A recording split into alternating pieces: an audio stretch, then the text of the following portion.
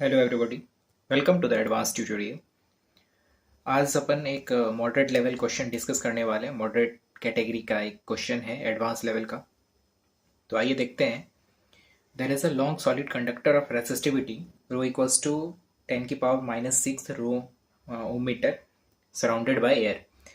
There is a steady electric current along the length of the conductor. ठीक है, मतलब electric current जो है इसके लेंथ के अलॉन्ग फ्लो हो रहा है।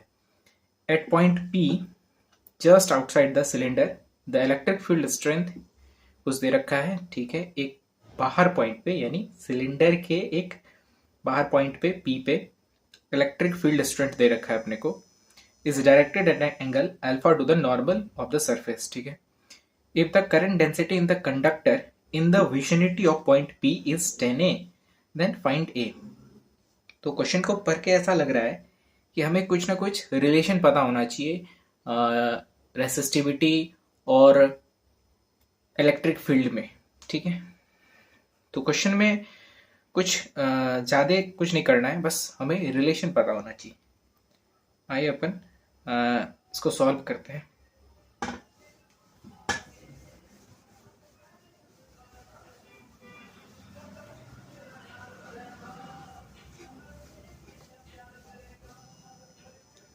तो अपने को एक सिलेंडर दे रखा है इस तरह का। ठीक है, इसके लेंथ के अलॉन्ग करंट फ्लो हो रहा है और एक पॉइंट P पे इलेक्ट्रिक फील्ड दे रखा है कुछ, और यह सरफेस के नॉर्मल से अल्फा एंगल बना रहा है। ठीक है, तो हमें पूछ रहा है कि करंट इंटेंसिटी क्या होगा। ठीक है, तो अपन एक रिलेशन जानते हैं बेसिकली, जैसे I equals to J dot A. ठीक है, कायदे से इसको ऐसे लिखना चाहिए, J vector dot T A vector का इंटीग्रेशन। ठीक है, चलिए ठीक है। अब एक और रिलेशन होता है इसमें, ये हो गया current intensity, current density j equals to electric field over resistivity. ये एक और रिलेशन होता है जे और ई में। ये इंपॉर्टेंट है और इसी से सवाल बनेगा। बच्चे इसी को भूल जाते हैं इसलिए सवाल नहीं बनता है उनसे।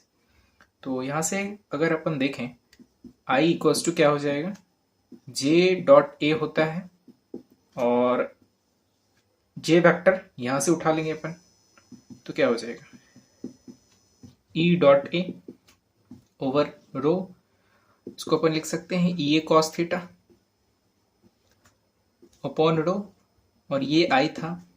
अब आई अपॉन ए ही तो होता है जे, जो कि अपने को निकालना है, तो आई अपॉन ए कर देंगे, यहाँ से ए उठा लेंगे और आई अपॉन ए क्या हो जाएगा, जे के बराबर। तो जे बराबर हो जाएगा ई कॉस थीटा बाय रो। अब तो कुछ है ही नहीं, अब अपने को वैल्यू पुट करना है। तो ई की वैल्यू दे रखी थी अपने को 10⁻⁻⁴। ठीक है, और ये अल्फा दे रखा था 30 डिग्री। तो करंट ऐसे फ्लो हो रहा है, कंडक्टर में ऐसे फ्लो हो रहा है, तो इलेक्ट्रिक फील्ड ये वाला कंपोनेंट लेंगे इलेक्ट्रिक फील्ड का, तो ये 60 हो जाएगा और ई कॉस 60 हो जाएगा। ठीक है, तो ई की वैल्यू दे रखी थी 10⁻⁻⁴ और कॉस 60 हो जाएगा 1/2 ओवर 10⁻⁻⁶। तो 2 नीचे आ जाएगा और इसको जब अपन सॉल्व करेंगे तो ये निकल के आ जाएगा 50। तो अपने से क्या पूछ रहा था, न्यूमेरिकल क्वेश्चन बनाने के लिए 10A की वैल्यू पूछ रही थी। तो 10A इक्वल्स टू 50, तो A की वैल्यू कितनी हो जाएगी, 5।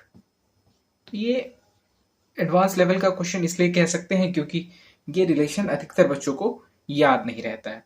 बाकी इस क्वेश्चन में जरा सा भी कुछ नहीं है। Thank you.